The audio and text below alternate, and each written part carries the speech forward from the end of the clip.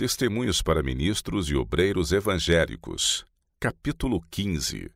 Aos Obreiros de Deus. Uma reprovação ao egoísmo. Currambong, Austrália, 6 de fevereiro de 1896. Aos meus irmãos da América. A grande obra oficial do Espírito Santo é assim distintamente especificada por nosso Salvador. E quando ele vier, convencerá o mundo do pecado. Cristo sabia que essa declaração era um maravilhoso legado. Aproximava-se do fim do seu ministério na terra e estava à vista da cruz com pleno conhecimento do peso de culpa que sobre ele devia ser colocado como portador dos pecados. Contudo, sua maior ansiedade era por seus discípulos. Ele estava procurando encontrar consolo para eles e lhes disse: Todavia, digo-vos a verdade, que vos convém que eu vá, porque se eu não for, o Consolador não virá a vós, mas se eu for, enviar-vo-lo-ei. O mal se vinha acumulando por séculos e só poderia ser restringido e resistido pelo eficaz poder do Espírito Santo, a terceira pessoa da Trindade, que viria com não modificada energia, mas na plenitude do poder divino. Outro espírito deve ser enfrentado, pois a essência do mal estava operando de todas as maneiras, e era de surpreender a submissão do homem a esse cativeiro satânico. O egoísmo anuvia o julgamento. Hoje, como nos dias de Cristo, Satanás governa a mente de muitos. Oh, se sua temível e temerosa obra pudesse ser discernida e resistida! O egoísmo tem pervertido os princípios, tem confundido os sentidos e anuviado o juízo. Parece tão estranho que, não obstante toda a luz que brilha da bendita palavra de Deus, se mantivessem tantas ideias estranhas, tal afastamento do espírito e da prática da verdade. O desejo de pegar grandes salários com a determinação de privar outros dos direitos que Deus lhes deu tem sua origem no espírito de Satanás, e pela sua obediência à vontade e maneiras dele, colocam-se os homens sob sua bandeira. Pouca confiança se pode depositar nos que têm caído nessa cilada, a menos que se convertam e se renovem completamente, pois foram levedados pelos princípios maus, que não podiam perceber serem de efeito deletério. Oh, se os que estão em vários campos, na América como em todo o mundo, estivessem trabalhando de acordo com a regra da Bíblia, e se estivessem esforçando por desarraigar o egoísmo, que obra seria realizada em favor da Igreja?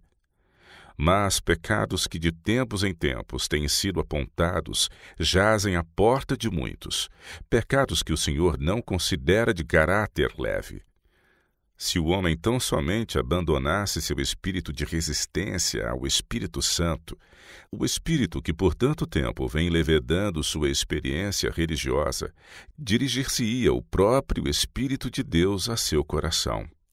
Convenceria do pecado. Que obra! Mas o Espírito Santo tem sido insultado e a luz tem sido rejeitada. É possível àqueles que por anos têm sido tão cegados ver? Será possível que neste último estágio de sua resistência seus olhos sejam ungidos? Distinguir-se-á a voz do Espírito de Deus da voz enganadora do inimigo? Homens há que logo evidenciarão sob que bandeira estão, a bandeira do príncipe da vida ou a bandeira do príncipe das trevas. Se tão somente eles pudessem ver estas questões como me são apresentadas, se pudessem ver que no que tange a sua alma, são como homens que estão à beira de um precipício, prontos a resvalar para as profundezas, não julgo que ficassem tremendo à beira do precipício mais alguns instantes, se tivessem qualquer interesse pela sua salvação. Não é a vontade de Deus que ninguém pereça, antes que todos tenham a vida eterna. Oh, se eu pudesse ter a certeza de que na próxima reunião da associação, meus irmãos sentiriam o que para eles significam princípios puros, e para todos com quem eles se relacionam, meu coração pularia de alegria. Se os que têm vagueado tão longe de Deus e da verdadeira justiça revelassem estar o Espírito Santo lutando com eles, estarem cônscios de sua culpa por se haverem apartado da palavra de Deus e agido como cegos guias de cegos, eu teria esperança.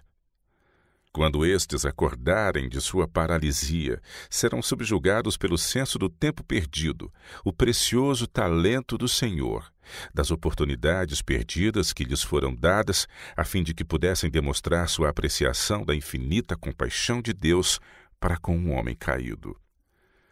Fome de almas para o serviço.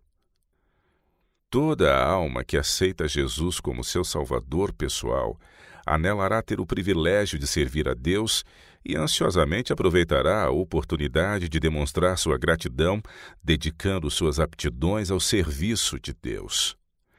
Almejará ela revelar seu amor para com Jesus e para com a sua possessão adquirida.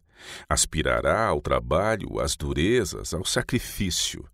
Considerará um privilégio negar o eu e levar a cruz e seguir nas pegadas de Cristo, demonstrando assim sua lealdade e amor. Suas obras santas e de beneficência testificarão de sua conversão e darão ao mundo evidência de que não é um cristão espúrio, mas um cristão leal e dedicado. Homens estão agora se aplicando ardorosamente a toda a arte e comércio, a fim de satisfazer ao seu desejo de mais ganho. Se eles usassem esse tato, esse zelo e essa cuidadosa ponderação no esforço de obter algo para o tesouro do Senhor, quanto se realizaria? Quando homens que são absolutamente egoístas aceitam a Cristo, revelam que têm um novo coração, e ao invés de pegarem tudo o que lhes foi possível em benefício próprio, em vez de fazerem sacrifícios pequenos e raquíticos pelo Senhor, com alegria tudo farão para adiantar sua obra. O espírito de se apoderar que grandemente se tem desenvolvido morrerá e eles darão ouvidos às palavras de Cristo. Vendei o que tendes e dai esmola. Trabalharão tão afanosamente, com tanto zelo, energia e fervor para edificar o reino de Deus, como trabalharam para obter riquezas para si. Digo-vos a verdade, estamos muito aquém da nossa santa religião em nossa concepção do dever. Oh, se todos os que têm sido abençoados com tão grandiosa e solene verdade se levantassem e sacudissem um encantamento que lhes tem embotado os sentidos e feito com que não prestassem a Deus o verdadeiro serviço, o que não realizariam os seus bem organizados esforços na salvação de almas. Que mudança se veria nos princípios seguidos? O mundo, a carne e o diabo não cegariam homens e mulheres quanto ao que constituem princípios puros, sagrados e leais. A apropriação da palavra de Deus é o preparo para a vida eterna. Mas homens têm dado tal interpretação a essa palavra que ela se tem tornado sem significação. O coração e a consciência têm se tornado endurecidos e corruptos. Irmãos, eu vos pergunto em nome de Jesus, credes na palavra de Deus? Sois filhos e filhas de Deus? Se sois, é porque fostes convertidos e tendes recebido a Cristo no templo de vossa alma. E vosso espírito se tem submetido à nova lei, a saber, a lei real da liberdade. Oh, se eu pudesse receber as alegres novas de que a vontade e o espírito dos que em Battle Creek têm permanecido declaradamente como líderes se emanciparam dos ensinos e da escravidão de Satanás, do qual por longo tempo haviam estado cativos, estaria disposta a atravessar o imenso Pacífico para ver mais uma vez os vossos rostos. Mas não estou ansiosa de vos ver com uma percepção fraca e com mente obscurecida, por terdes escolhido as trevas em vez de a luz. A influência despertadora do Espírito Santo. O Espírito Santo revela sua operação no coração humano. Quando o Espírito Santo opera na mente, o agente humano compreenderá a declaração feita por Cristo. Há de receber do que é meu e vô-lo há de anunciar. A sujeição à palavra de Deus significa a restauração de si próprio. Permiti que Cristo trabalhe pelo seu Espírito e vos desperte como se vos despertasse dentre os mortos, que põe a vossa mente em afinidade com a dele. Permiti-lhe empregar as vossas faculdades. Criou ele cada uma de vossas capacidades para que melhor pudesseis honrar e glorificar o seu nome. Consagrai-vos a ele, e todos os que convosco se relacionam verão que vossas energias são inspiradas por Deus, que as vossas mais nobres faculdades são chamadas à ação para fazer o serviço do Senhor. As faculdades, uma vez usadas para servir o eu e promover princípios indignos, e uma vez que serviram como instrumentos de propósitos injustos, serão levados em cativeiro a Jesus Cristo e se unirão à vontade de Deus. Devem os jovens ser educados para o serviço. Há uma obra a fazer nas igrejas. Homens e mulheres jovens devem ser preparados e educados, e então serão encontrados lugares para eles na obra. Estais preocupados e perplexos, porque o doutor está acumulando desproporcionalmente no trabalho missionário médico, porque sua obra excede muito ao trabalho que está sendo feito nas igrejas pela Associação Geral. O que há? É claro que a luz dada por Deus não tem sido posta em prática. Os homens têm suplantado os planos de Deus com seus próprios planos. Faz parte do plano de Deus a prosperidade da obra médica. Essa obra deve ser feita, a verdade deve ser levada aos caminhos e valados. Um chamado para a reforma. Mas o coração da obra, o grande centro, tem se enfraquecido pelo desgoverno de homens que não acompanharam o passo de seu líder. Satanás lhes tem desviado o dinheiro e a capacidade para fins errados. Seu precioso tempo tem passado para a eternidade. O fervoroso trabalho que agora se está fazendo, a luta agressiva que se vem travando, bem podia muito ter sido levada avante justamente de maneira tão vigorosa, em obediência à luz de Deus. Todo o corpo está doente devido ao desgoverno e à falta de cálculo. O povo a quem Deus confiou os interesses eternos, os depositários da verdade plena de resultados eternos, os guardadores da luz que deve iluminar todo o mundo, perderam o rumo. Cometeu Deus um equívoco? São os que estão no coração da obra, vasos escolhidos que possam receber o óleo dourado que os mensageiros celestes, representados por 2 oliveiras, esvaziam nos canudos de ouro para abastecer as lâmpadas.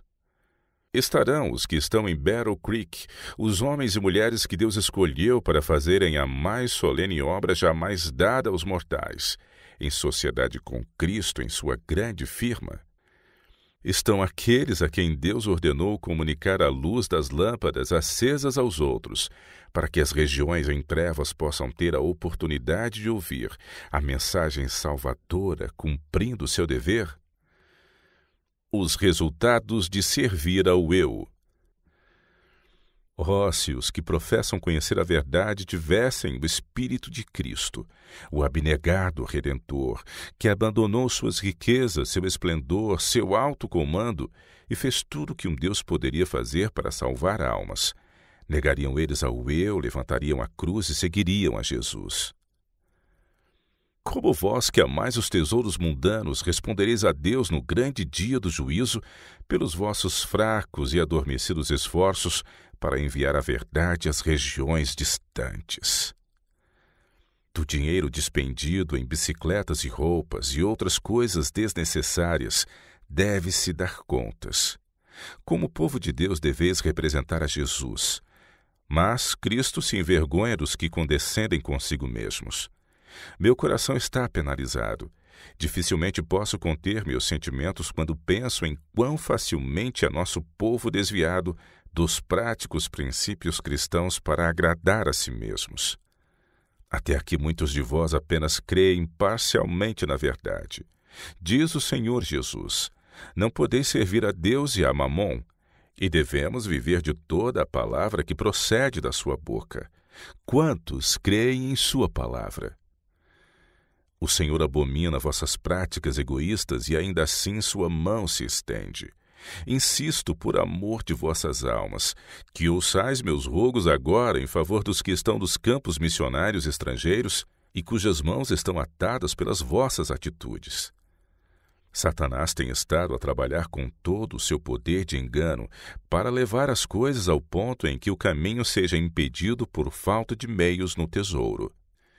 Reconheceis que cada ano milhares e milhares e 10 vezes 10 milhares de almas estão perecendo, morrendo em seus pecados? As pragas e juízos de Deus já estão fazendo sua obra, e almas estão caminhando para a ruína porque a luz da verdade não foi lançada sobre o seu caminho. Cremos realmente que devemos levar a palavra de Deus a todo o mundo? Quem crê isso? Como, pois, invocarão aquele em quem não creram? E como crerão naquele de quem não ouviram? E como ouvirão, se não há quem pregue? Quem tem a fé que o habilitará a praticar esta palavra? Quem crê na luz que Deus deu? Deus exige ação. O Senhor exige uma ação unida. Devem-se envidar esforços bem organizados para conseguir obreiros. Há pobres almas honestas e humildes que o Senhor porá em vosso lugar, as quais nunca tiveram as oportunidades que tivestes e que não as puderam ter porque não fostes transformados pelo Espírito Santo. Podemos estar certos de que quando o Espírito Santo for derramado, os que não receberam nem apreciaram a chuva temporã não verão nem compreenderão o valor da chuva serôdia. Quando estivermos verdadeiramente consagrados a Deus, seu amor habitará pela fé em nosso coração e haveremos de cumprir alegremente o nosso dever de acordo com a vontade de Deus. Mas o pequeno interesse que tem sido manifestado na obra de Deus por nossas igrejas alarma-me. Desejo pedir a todos os que têm meios que se lembrem de que Deus lhes confiou esses meios para serem usados no avançamento da obra que Cristo veio fazer em nosso mundo. O Senhor diz a cada homem que, à vista de Deus, ele não é o dono do que possui, mas simplesmente um depositário. Não teu, mas meu, diz o Senhor. Deus vos pedirá conta da vossa mordomia. Quer tenhais 1, 2 ou 5 talentos, nenhuma moedinha deve ser esbanjada nas vossas próprias e egoístas condescendências. Vossa responsabilidade diante do céu deve levar-vos a temer e a tremer. As decisões do último dia recaem sobre nossa beneficência prática. Cristo reconhece cada ato de beneficência como feito a Ele mesmo. Zelo por Cristo. Todos os que mencionam o nome de Cristo devem para Ele trabalhar de coração, espírito, alma e força, e trabalharão se crerem no grande evangelho da verdade. A sinceridade de seu zelo por amor de Cristo testificará da medida de sua fé. O eu será absorvido em Cristo se verdadeiramente com Ele estiverem unidos.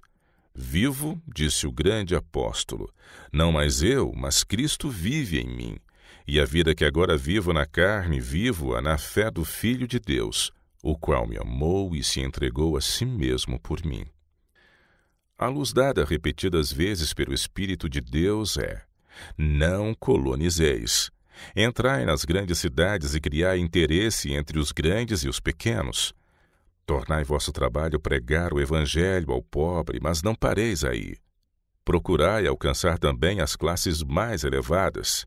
Estudai vossa localidade, tendo em vista deixar a luz irradiar para outros. Essa obra já devia ter sido feita há muito tempo.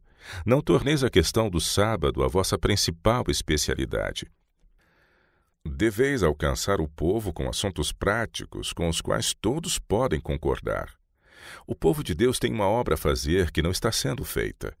A derradeira mensagem de misericórdia deve ser dada a um mundo que perece em seus pecados. Os que estão ligados às nossas instituições têm toda a facilidade e oportunidade de trabalhar pelos pobres pecadores que estão sem Cristo, mas eles estão mudos.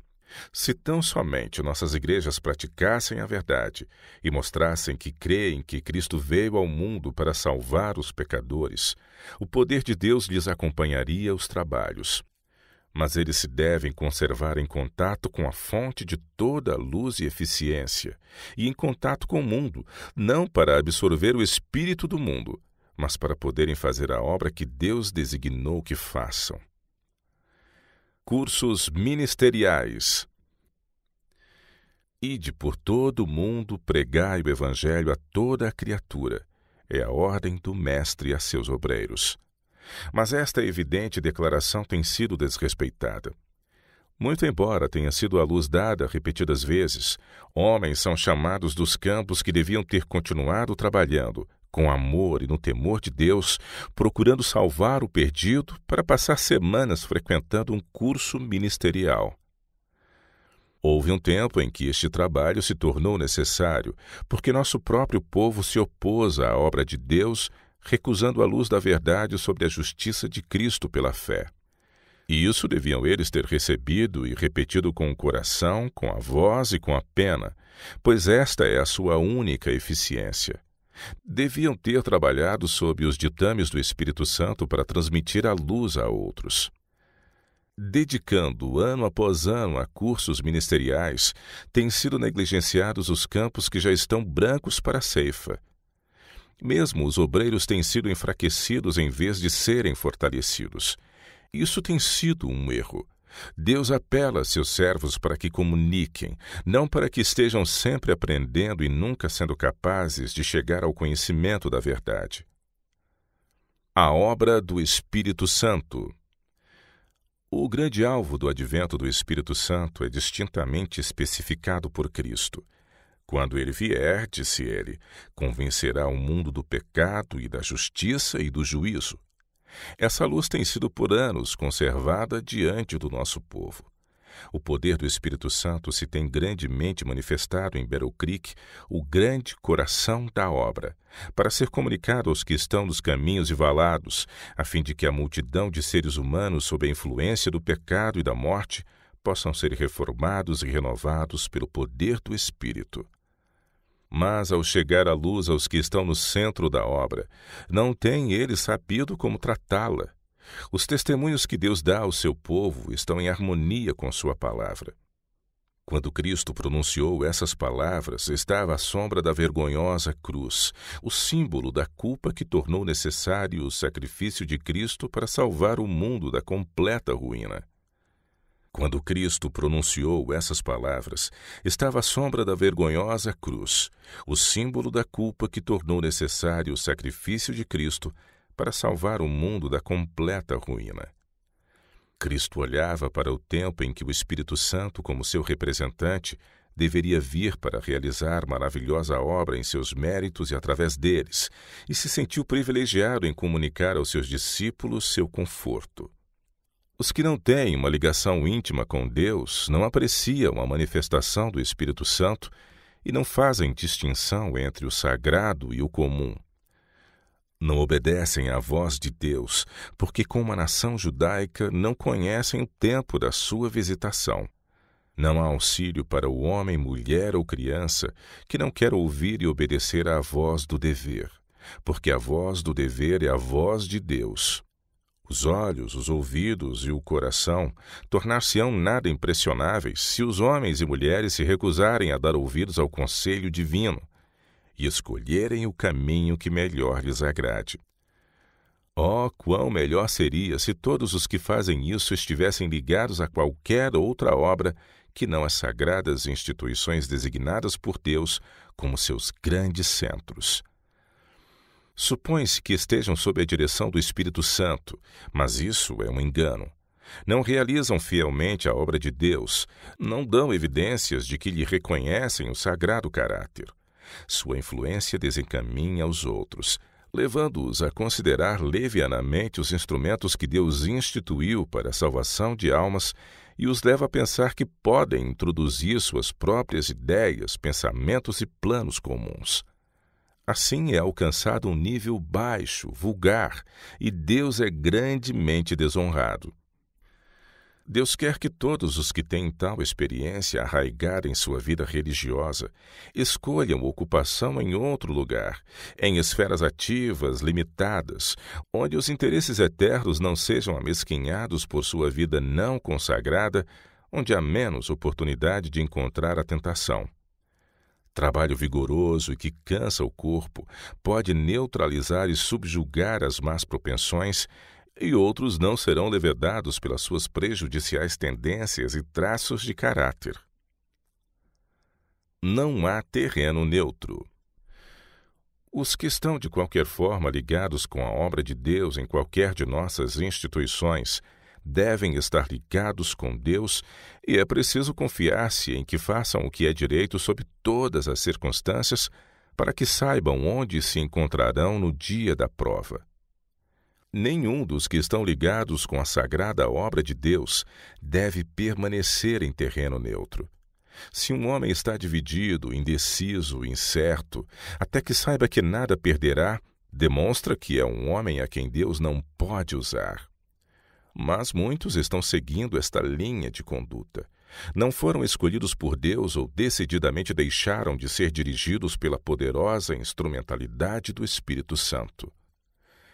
Se seu suposto conhecimento não os levar a desejar dirigir o Espírito Santo e procurar ensinar ao Senhor que a política humana é melhor que os planos divinos por estar mais em harmonia com a opinião popular. Todo aquele que está no serviço de Deus tem a obrigação moral de avançar ousadamente e enfrentar o preconceito, a oposição e as paixões humanas. Devem sempre lembrar-se de que são servos de Deus e estão a seu serviço. Mensageiros de Deus. Quer o Senhor que o seu povo esteja livre de tudo que não seja escriturístico em relação com o ministério. Não se deve fazer um ídolo dos homens que foram chamados para o ministério.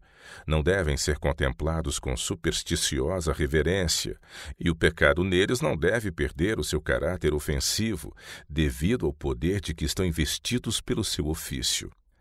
Seu próprio ofício torna o pecado deles mais excessivamente maligno, pois, ao cometerem pecado, tornam-se ministros do pecado, os agentes de Satanás por quem ele pode trabalhar com êxito para perpetuar o pecado. Devem todos lembrar-se de que os esforços especiais de Satanás se dirigem contra o ministério. Sabe ele que é apenas um instrumento humano, que não possui graça ou santidade próprias. Sabe que é um agente que Deus ordenou para ser poderoso meio de salvação de almas e que só é eficaz quando Deus, o Espírito Eterno, assim o torna. Sabe ele que o tesouro do Evangelho está em vasos de barro e que só o poder de Deus é que os pode tornar vasos de honra. Podem eles cultivar a vinha. Um Paulo pode plantar e um Apolo regar, mas só Deus pode dar o crescimento. Deus nunca deixou sua igreja sem uma testemunha. Em todas as cenas de sofrimento e prova, de oposição e perseguição em meio às trevas pelas quais a igreja tem passado, tem tido Deus homens de oportunidade, preparados para assumir seu trabalho em várias fases e levá-lo avante para cima. Por meio dos patriarcas e profetas, revelou ele sua verdade a seu povo. Cristo era tão verdadeiramente o mestre de seu antigo povo, como era quando veio ao mundo trajando as vestes da humanidade. Velando sua glória na forma humana, frequentemente apareceu a seu povo e com ele falou cara a cara, como qualquer fala com seu amigo. Ele, o seu guia invisível, estava oculto na coluna de fogo e de nuvens, e falou a seu povo por meio de Moisés. A voz de Deus foi ouvida pelos profetas que ele escolhera para uma obra especial e para transmitir uma mensagem especial. Enviou-os para que repetissem frequentes vezes as mesmas palavras. Tinha para eles uma mensagem separada, que não era segundo os caminhos e a vontade dos homens, e essa pôs ele em sua boca e os fez proclamar. Assegurou-lhes que o Espírito Santo lhes daria a linguagem e a elocução. Aquele que conhece o coração lhes daria palavras para alcançar o povo. Podia ser que a mensagem não agradasse àqueles a quem fora enviada. Podia ser que não desejassem algo novo, antes desejassem continuar como até aí vinham agindo. Mas o Senhor os despertou com reprovações e censurou-lhes as atitudes. Infundiu nova vida naqueles que estavam dormindo no posto do dever, que não eram sentinelas fiéis. Mostrou-lhes sua responsabilidade, que eles seriam responsabilizados pela segurança do povo. Eram atalaias que não deviam dormir nem de dia nem de noite. Deviam discernir o inimigo e dar ao povo alarme para que cada um pudesse estar no seu posto, a fim de que o vigilante inimigo não pudesse obter a mínima vantagem. As responsabilidades dos atalaias de Deus.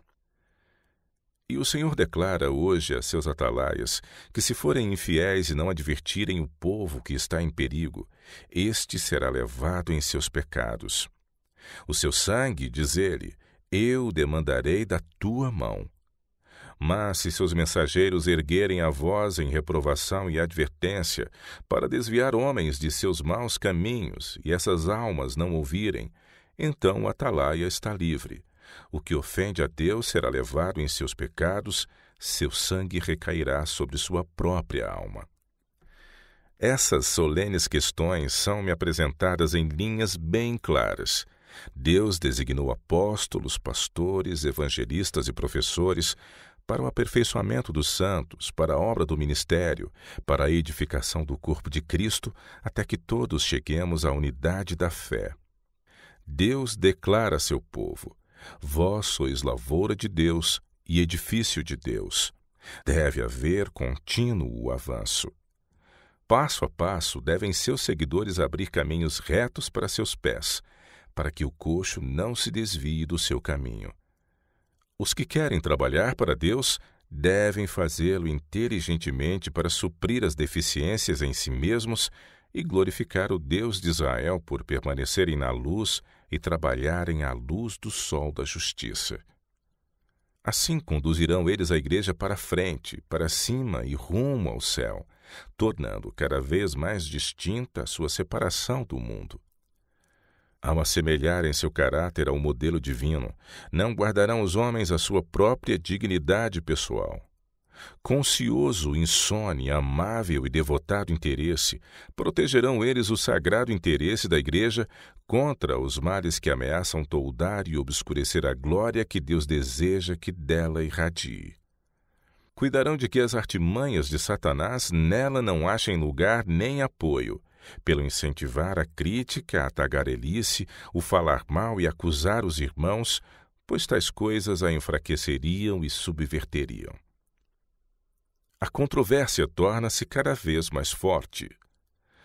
Nunca haverá um tempo na história da Igreja em que o obreiro de Deus possa cruzar os braços e ficar à vontade, dizendo: tudo é paz e segurança. Então é que vem a repentina destruição. Tudo se pode mover para frente em meio à aparente prosperidade, mas Satanás está bem desperto e está estudando e se aconselhando com seus anjos maus no sentido de descobrir outro modo de ataque em que possa ter êxito. A luta se tornará cada vez mais feroz da parte de Satanás, pois ele é movido por um poder inferior. Ao avançar a obra do povo de Deus com santificada e irresistível energia, implantando na Igreja o estandarte da justiça de Cristo, movida por um poder que vem do trono de Deus, tornar-se-á grande controvérsia cada vez mais forte e se tornará cada vez mais determinada.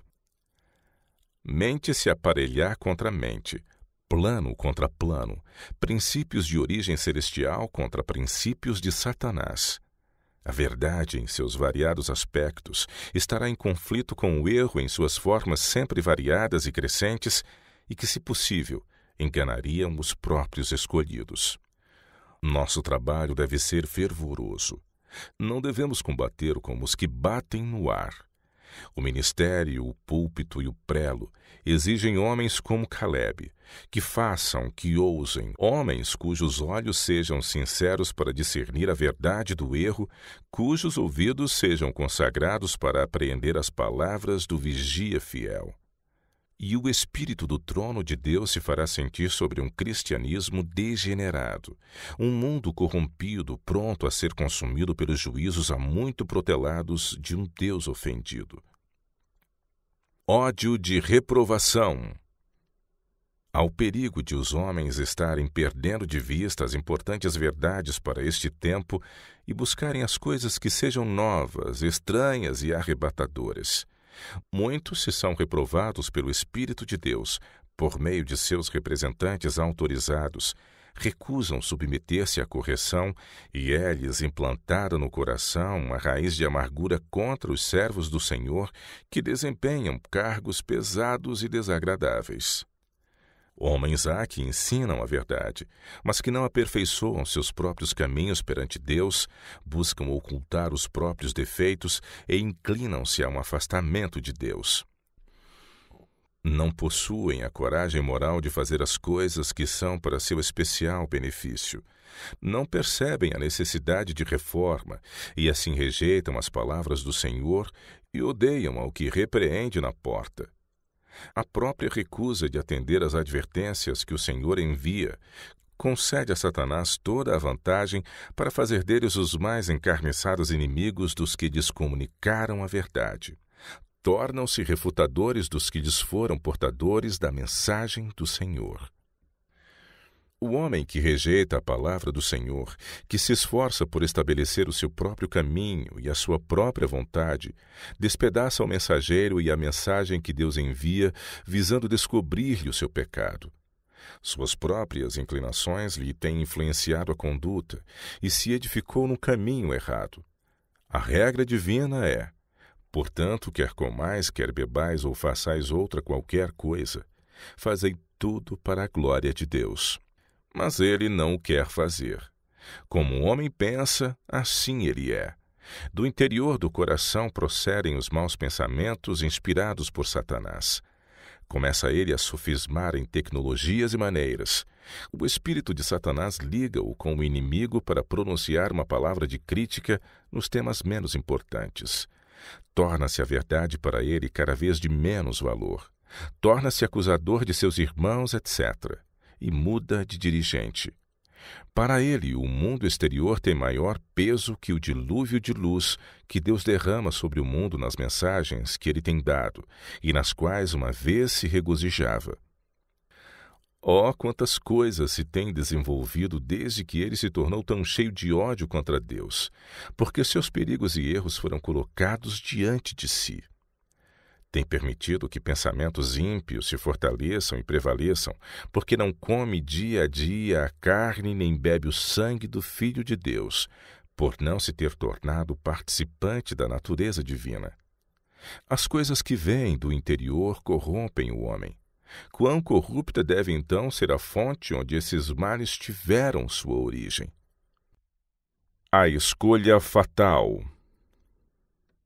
Ministros não santificados estão se arregimentando contra Deus. Estão há um tempo louvando a Cristo e ao Deus deste mundo. Ao passo que professam receber a Cristo, abraçam Barrabás e por seus atos dizem: este não, mas Barrabás. Atentem bem todos quantos leem estas linhas. Satanás vangloriou-se do que lhe é possível fazer. Ele cuida em dissolver a união que Cristo em oração pediu que existisse em sua igreja. Diz ele: irei e serei um espírito de mentira para enganar os que puder, para criticarem e condenarem e falsearem. Sejam os filhos do engano e falso testemunho, agasalhados por uma igreja que tem tido grande luz, grande evidência, e essa igreja desfar-se-á da mensagem que o Senhor lhe enviou, e acolherá as mais desarrazoadas asserções e falsas suposições e falsas teorias. Satanás ri-se de sua loucura, pois ele sabe o que é a verdade. Muitos se levantarão em nossos púlpitos, tendo nas mãos a tocha da falsa profecia, acesa na infernal tocha de Satanás. Caso sejam alimentadas dúvidas e descrença, serão os ministros fiéis afastados do povo que pensa que tanto sabe. Se tu conhecesses também, disse Cristo, ao menos neste teu dia, o que à tua paz pertence. mas agora isto está encoberto aos teus olhos. A luz da verdade. Contudo, o fundamento de Deus fica firme. O Senhor conhece os que são seus. O ministro santificado não deve ter o engano em sua boca. Deve ser sincero como a luz. Livre de toda a mancha do mal, o ministro e uma imprensa santificados serão um poder em irradiar a luz da verdade sobre esta geração rebelde. Irmãos, necessitamos de luz, de mais luz. Tocai a buzina em Sião, fazei soar o alarme no Monte Santo.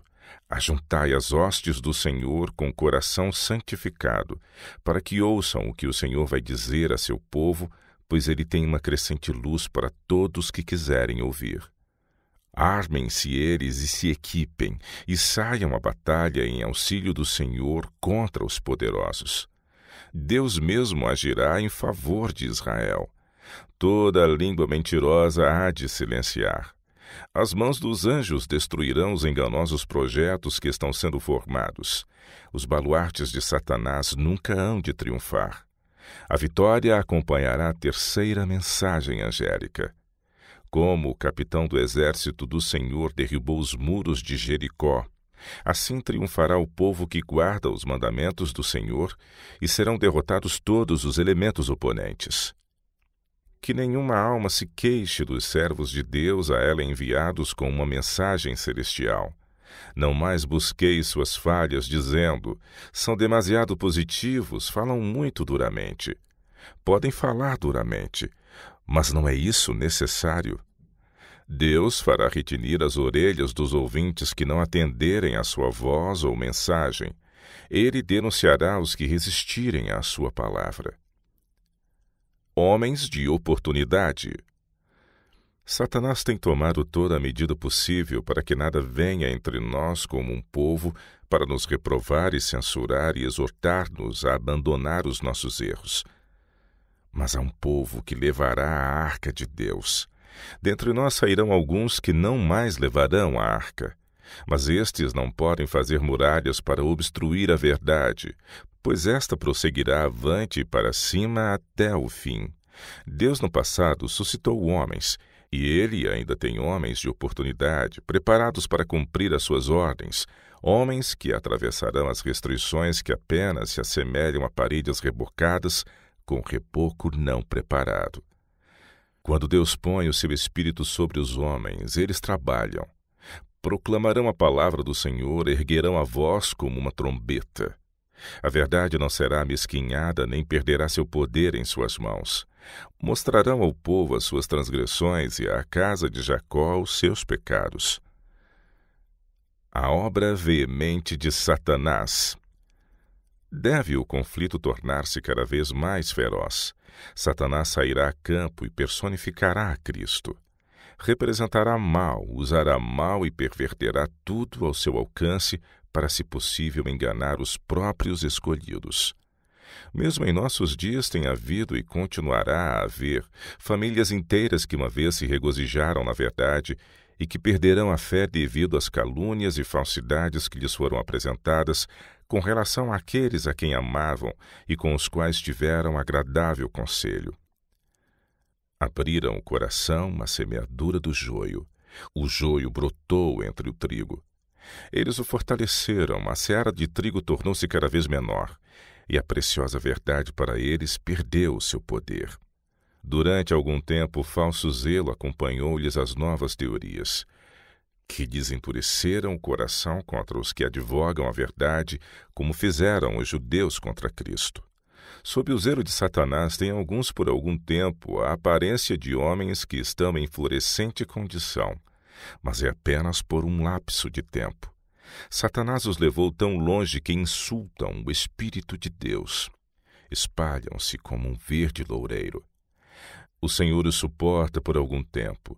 Permite-lhes manifestar sua inveja e ódio contra o povo de Deus, como permitiu a Satanás desenvolver seu caráter para que este aparecesse diante do universo celeste, diante dos mundos não caídos e do mundo caído em seus verdadeiros atributos como enganador, acusador dos irmãos, de coração homicida. levantai barreiras contra o inimigo.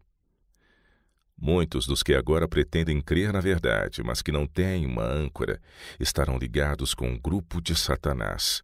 Aos que não trabalharam ao lado de Deus na questão, deixar-se-á que se demonstrem uma pedra de tropeço àqueles que por si mesmos alcançaram uma experiência viva. Que todo ministro, em vez de ficar a criticar e a questionar, a duvidar e a se opor, se houver ainda que seja uma sombra de oportunidade para fazê-lo, seja empregado em levantar barreiras contra os astutos inimigos. Ao invés de lutar contra os que o Senhor enviou para salvar a estes, ore o seu povo fervorosa e continuamente pelo poder da graça de Deus, e para que o comandante das hostes do Senhor se ponha a campo. Em vez de se arvorar em juízos de homens que Deus aceitou para lhe prestar serviço, seja o fardo de sua oração noite e dia o de que o Senhor possa enviar mais obreiros para a sua vinha. Ministros, não desonreis ao vosso Deus nem ofendais ao seu Espírito Santo, fazendo comentários sobre os caminhos e as maneiras dos homens que ele quis escolher. Deus conhece o seu caráter. Vê o temperamento dos homens que ele escolheu. Ele sabe que ninguém, a não ser homens sinceros, firmes, determinados, de sentimentos fortes, verá nesta obra sua vital importância e dará tal firmeza e decisão a seus testemunhos, que estes abrirão brecha nas barreiras de Satanás. É para o seu bem que Deus dá aos homens conselhos e reprovações. Envia sua mensagem dizendo-lhes o que é necessário para a época. 1897. Aceitastes a mensagem? Atendestes ao apelo? Ele vos deu a oportunidade de vir armados e equipados em auxílio do Senhor. E havendo feito tudo, disse-vos ele que ficasseis firmes. Mas vós vos preparastes? Dissestes, eis-me aqui, envia-me a mim? Sentaste-vos quietos e nada fizestes. Deixastes que a palavra do Senhor caísse desatendida por terra. E agora o Senhor tomou homens que eram meninos quando vós estáveis na parte mais avançada da frente da batalha, e lhes dá a mensagem e a obra que não tomastes sobre vós. Sereis para eles pedra de tropeço? Criticareis? Direis, estão saindo do seu lugar? No entanto, não preenchestes o lugar que eles agora são chamados a ocupar. Oh, por que serão os homens empecilhos quando poderiam ser um auxílio? Por que calçarão as rodas quando poderiam empurrar com assinalado êxito? Por que roubarão a sua própria alma do bem e privarão outros das bênçãos que por meio deles poderiam advir? Estes rejeitadores da verdade permanecerão como desertos estéreis, onde não fluem águas refrescantes e curadoras. E o seu ministério tão destituído de orvalho como eram as montanhas de Gilboa, onde não havia nem orvalho nem chuva. Não estão revestidos da unção divina e não transmitem bênçãos aos outros. Poderiam eles humilhar o seu coração, confessando seus pecados, e romper o domínio de Satanás sobre eles. Poderiam quebrar os grilhões que a educação, o preconceito ou os hábitos forjaram. Se tão somente inquirissem de Deus no espírito de penitência, eles o encontrariam. Então não satisfariam a sua própria vontade, mas iriam onde o Espírito do Senhor guiasse. Seriam dirigidos por ele. Ajuntai as luzes. A limpeza e a purificação certamente passarão por todas as igrejas de nossa terra que têm tido grandes oportunidades e privilégios e por eles têm passado sem lhes dar atenção. Não é de mais evidências que carecem. Necessitam de corações puros e santificados para ajuntar e reter toda a luz que Deus tem dado, e então andarão nessa luz. Não precisamos dizer os perigos dos últimos dias estão prestes a nos sobrevir. Eles já vieram. Necessitamos agora que a espada do Senhor corte a própria alma e a medula das concupiscências, apetites e paixões carnais. Oxalá ela penetre e divida em muito maior escala do que já o fez até aqui. Seja abatido todo o orgulho. Seja o que está seguro na carne, arrancado do refúgio de mentira com que tem procurado enganar o povo de Deus. Corte ela o seu egoísmo e abra os olhos aos cegos para que possam ver que não estão perfeitos à vista de Deus. Dirijo-me ao povo de Deus que está hoje mantendo firme a sua confiança, que não se apartará da fé que uma vez foi dada aos santos, que está em pé em meio das trevas morais destes dias de corrupção. A palavra do Senhor para vós é: e folgarei em Jerusalém e exultarei no meu povo. Não podemos nós ver aqui o paternal amor de Deus, expresso para com aqueles que se apegam à fé em justiça? Entre Deus e o seu povo existe a mais íntima relação. Não somente somos alvo de sua misericordiosa graça, de seu amor perdoador. Somos mais do que isto. O Senhor se regozija em seu povo, nele se deleita. Ele é o seu penhor. Ele embelezará todo aquele que o serve com inteireza de coração, com espírito de santidade. Ele os reveste de justiça. Ama aos que fazem a sua vontade, que lhe refletem a imagem. Todos os fiéis e verdadeiros são transformados à imagem de seu Filho. Na sua boca não há engano, pois estão sem falta diante do trono de Deus. Nossa mensagem. Qual é a mensagem que devemos dar? Ó vós todos os que tendes sede, vinde às águas, e os que não tendes dinheiro, vinde, comprai e comei. Sim, vinde e comprai, sem dinheiro e sem preço, vinho e leite. Por que gastais o dinheiro naquilo que não é pão, e o produto do vosso trabalho naquilo que não pode satisfazer? Ouve-me atentamente, comei o que é bom, e a vossa alma se deleite com a gordura. Inclinai os vossos ouvidos e vinde a mim, ouve e a vossa alma viverá, porque convosco farei um concerto perpétuo, dando-vos as firmes beneficências de Davi. Eis que eu o dei como testemunha aos povos, como príncipe e governador dos povos. Eis que chamarás a uma nação que não conheces, e uma nação que nunca te conheceu correrá para ti, por amor do Senhor teu Deus e do Santo de Israel, porque ele te glorificou. Buscai ao Senhor enquanto se pode achar, invocai-o enquanto está perto. Deixe o ímpio o seu caminho, e o homem maligno os seus pensamentos, e se converta ao Senhor, que se compadecerá dele. Torne para o nosso Deus, porque grandioso é em perdoar. Aos meus irmãos do ministério diria eu: prossegui nesta obra com tato e habilidade. Ponde a trabalhar os moços e moças de nossas igrejas. Combinai a obra médico-missionária com a proclamação da mensagem do terceiro anjo. Envidai esforços regulares e organizados no sentido de tirar as igrejas do ponto morto em que têm caído e em que por anos têm permanecido. Enviai às igrejas obreiros que apresentem os princípios da reforma de saúde em ligação com a mensagem do terceiro anjo a cada família e indivíduo. A todos incentivai a tomar parte na obra em favor de seus semelhantes e vede se não voltará rapidamente a essas igrejas o fôlego de vida.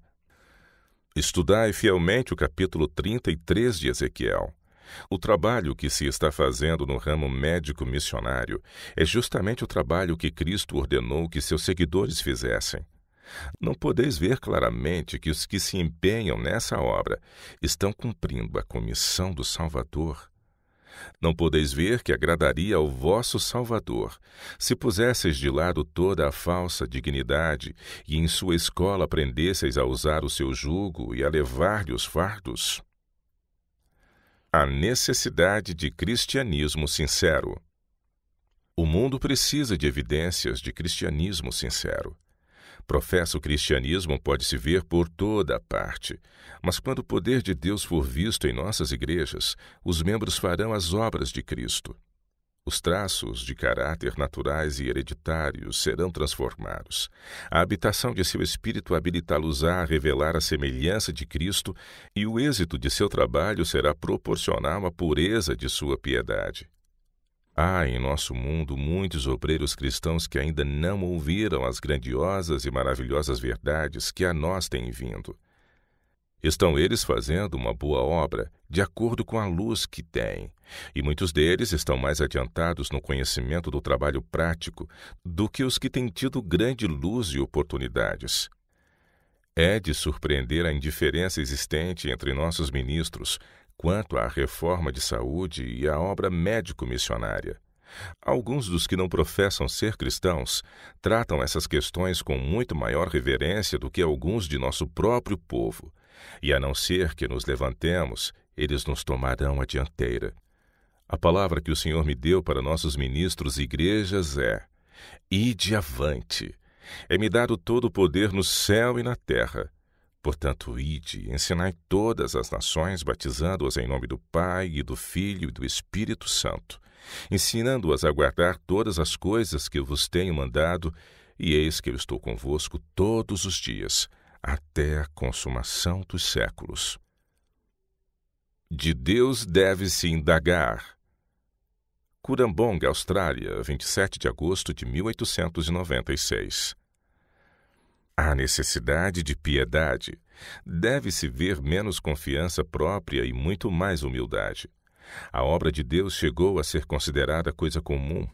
Muito melhor teria sido mudar os homens das mesas de comissões do que durante anos ter conservado os mesmos homens até virem eles a supor que suas propostas deviam ser adotadas sem objeção, e geralmente nenhuma voz se tem levantado em direção oposta. Há homens que se assentam nos concílios e que não têm o discernimento que deveriam ter. Sua compreensão é acanhada e egoísta. Há necessidade de mudança. Não será sensato executar a metade ou um quarto dos empreendimentos que têm sido planejados. Que cada um dos que se assentam nos concílios e nas reuniões de comissão escreva no coração as palavras: trabalho para o tempo e para a eternidade. Devo prestar contas a Deus de todos os motivos que me impelem à ação. Seja este o seu moto. Acenda a Deus a oração do salmista. Põe, ó Senhor, uma guarda à minha boca. Guarda a porta dos meus lábios. Não inclines o meu coração para o mal, nem para se ocupar de coisas más com aqueles que praticam a iniquidade, e não coma das suas delícias. Dá-me o teu coração. Adelaide, Austrália, 12 de outubro de 1896. Os que estão em posições de responsabilidade não se devem converter aos princípios de condescendência própria e extravagantes do mundo, pois não podem correr esse risco e, se pudessem, não permitiriam os princípios cristãos. Múltiplos ensinos precisam ser dados. A quem, pois, se ensinaria a ciência? E a quem se daria a entender o que se ouviu? Ao desmamado e ao arrancado dos seios? Porque é mandamento sobre mandamento, mandamento sobre mandamento, regra sobre regra, regra sobre regra, um pouco aqui, um pouco ali.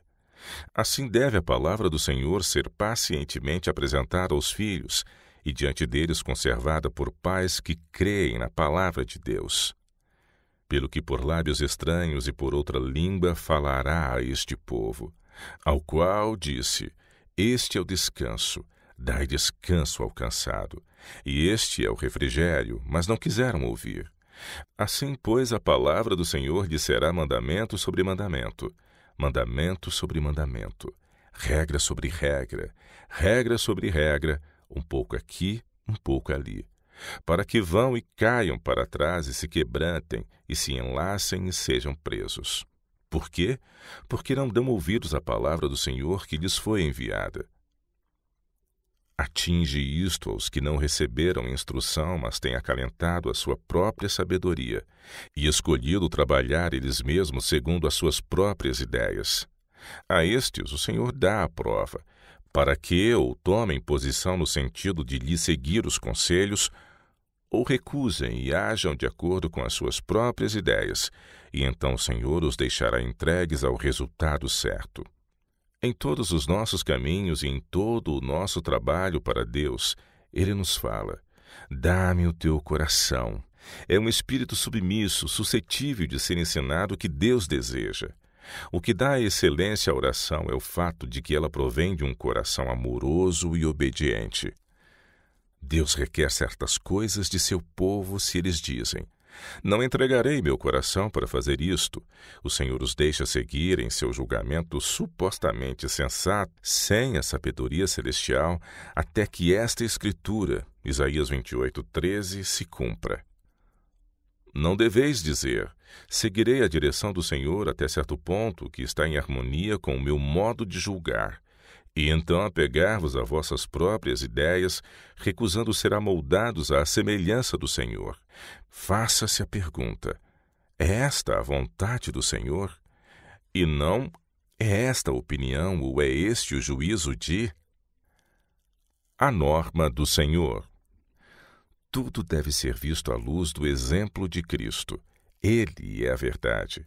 Ele é a luz verdadeira que alumia todo o homem que vem ao mundo. Ouvi-lhe as palavras, imitai-lhe o exemplo de abnegação e sacrifício próprio, e buscai os méritos de Cristo para alcançar a glória de caráter que Ele possui para vos conceder. Os que seguem a Cristo não vivem para agradar a si mesmos. As normas humanas assemelham-se a hastes frágeis. A norma do Senhor é a perfeição de caráter. Porque o Senhor se levantará como no monte de Perazim, e se irará como no vale de Gibeon para fazer a sua obra, a sua estranha obra, e para executar o seu estranho ato. Agora, pois, não mais escarneçais para que vossas ligaduras não se façam mais fortes, porque já o Senhor Jeová dos Exércitos ouvi falar de uma destruição, e essa já está determinada sobre toda a terra. Ler Deuteronômio capítulo 7, verso 6. Ler todo o capítulo e também os capítulos 1 e 8. Foram-me apresentados como sendo a palavra do Senhor. Tais coisas foram escritas para nossa admoestação, para quem já são chegados os fins dos séculos. Só devemos ter ligados com nossas instituições os que ouçam a palavra do Senhor e lhe apreciem a voz e lhe obedeçam. Quando um homem pleitear e insistir em que sua opinião e seu julgamento sejam supremos em qualquer uma de nossas instituições, não poderíeis ter maior evidência de que esse homem não se conhece e não está habilitado para administrar. Cometerá erros e prejudicará em vez de restaurar. Não sabe que responsabilidades estão envolvidas em sua relação para com Deus ou para com seus semelhantes. Havendo, pois, de perecer todas estas coisas, que pessoas vos convém ser? Os que andam humildemente diante de Deus não se esforçarão por alcançar maiores responsabilidades, mas considerarão que têm uma obra especial a fazer e serão fiéis para com seu dever. Em nossas instituições, muito bem se pode fazer educando por preceito e exemplo, na economia em todos os sentidos. Se vós, meu irmão, tivesseis aprendido na escola de Cristo a ser manso e humilde de coração, sempre estaríeis em terreno vantajoso.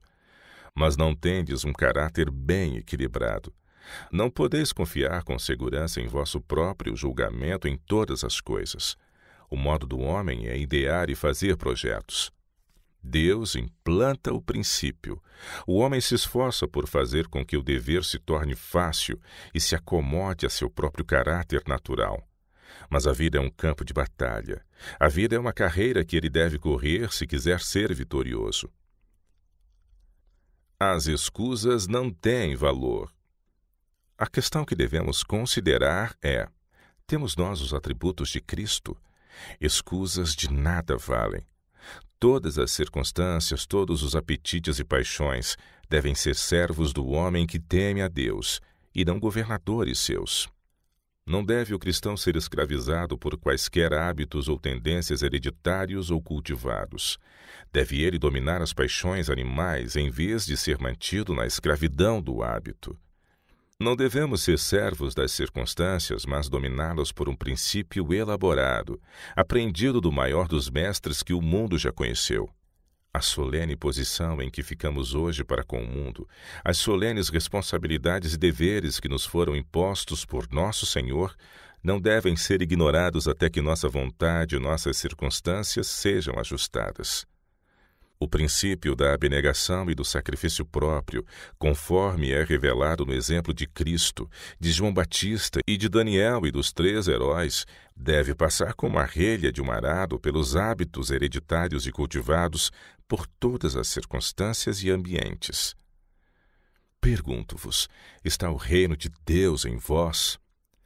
Deve o povo de Deus ser homens da hora, sempre prontos, sempre serenos em Jesus Cristo. Chegou agora o tempo em que num momento podemos estar em terra sólida e no outro momento pode ela estar fugindo de debaixo de nossos pés. Haverá terremotos onde menos se espera. A palavra cristianismo tem um sentido muito mais amplo do que muitos lhe têm dado até aqui. Não é um credo, é a palavra daquele que vive e permanece para sempre. É um princípio vivo e animado que se apodera da mente, do coração, dos motivos e de todo o homem. Cristianismo, se lhe pudéssemos experimentar a operação, é uma experiência vital, pessoal, que eleva e enobrece todo o homem.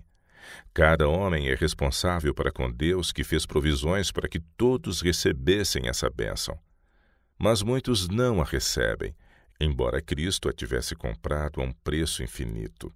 Não lançam mão da bênção que está ao seu alcance e, portanto, mantêm os seus traços objetáveis de caráter e o pecado jaz à porta.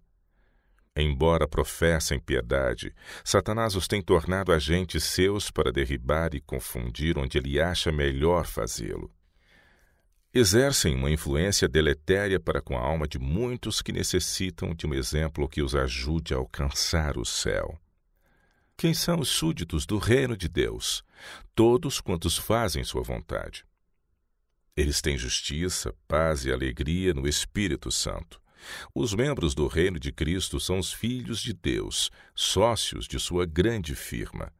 Os eleitos de Deus são uma geração escolhida, um povo peculiar, uma nação santa para manifestar os louvores daquele que os chamou das trevas para sua maravilhosa luz. São o sal da terra, a luz do mundo. São pedras vivas, sacerdócio real. Estão em sociedade com Jesus Cristo. Estes são os que seguem o Cordeiro para onde quer que vai. Nossa individualidade. Há direitos que pertencem a todo o indivíduo. Temos uma individualidade, uma identidade que nos é inerente.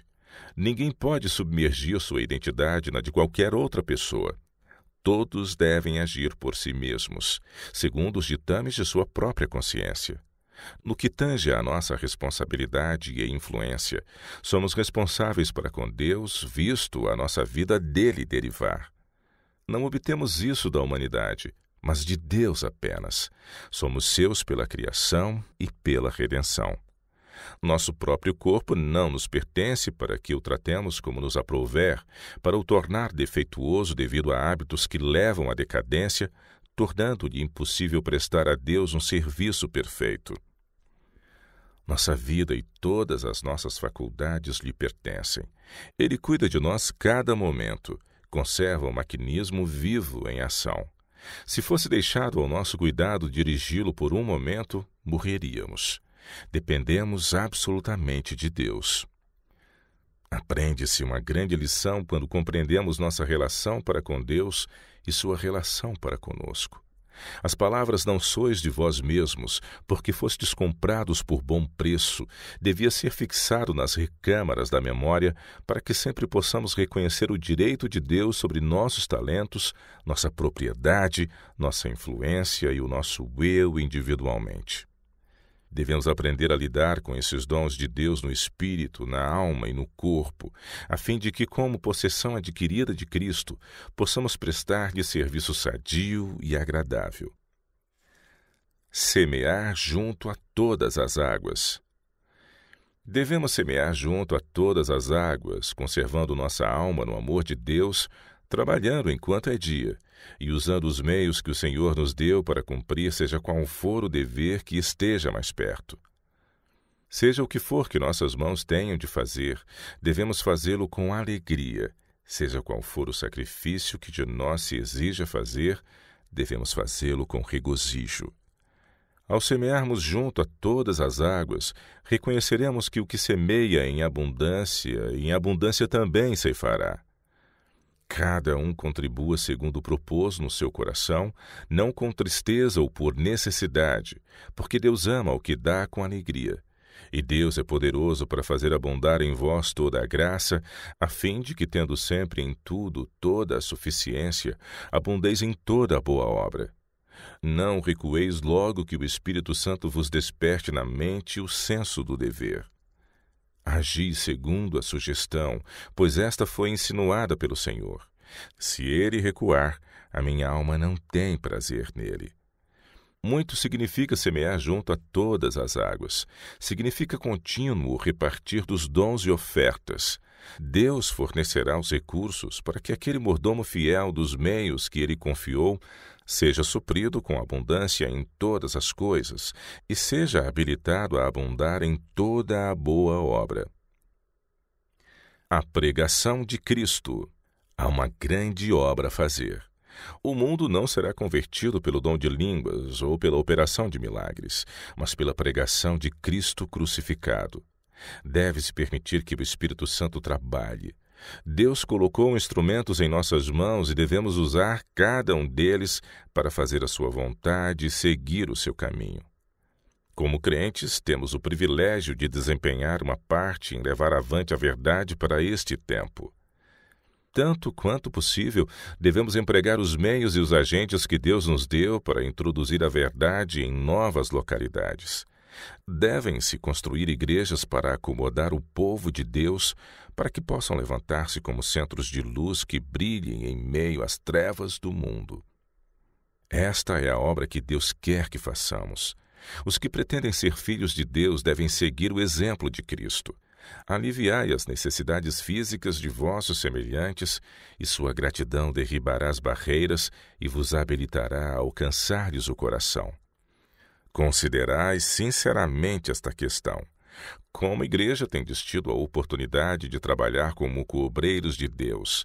Tivesseis obedecido à palavra de Deus, tivesseis entrado nessa obra e teríeis sido abençoados e encorajados, e teríeis obtido uma rica experiência. Encontrar-vos-íeis como agentes humanos de Deus, advogando fervorosamente um plano de economia, de restauração, de salvação. Esse plano não seria fixo, mas progressivo, avançando de graça em graça e de força em força. Cristo procurou o povo onde este estava, colocando diante deles as grandes verdades concernentes a seu reino. Ao ir de um lugar para outro, abençoou e confortou aos sofredores e curou os enfermos. Essa é nossa obra. Deus quer que aliviemos as necessidades dos desfavorecidos. A razão de o Senhor não manifestar de maneira mais decidida o seu poder é haver tão pouca espiritualidade entre os que pretendem crer na verdade.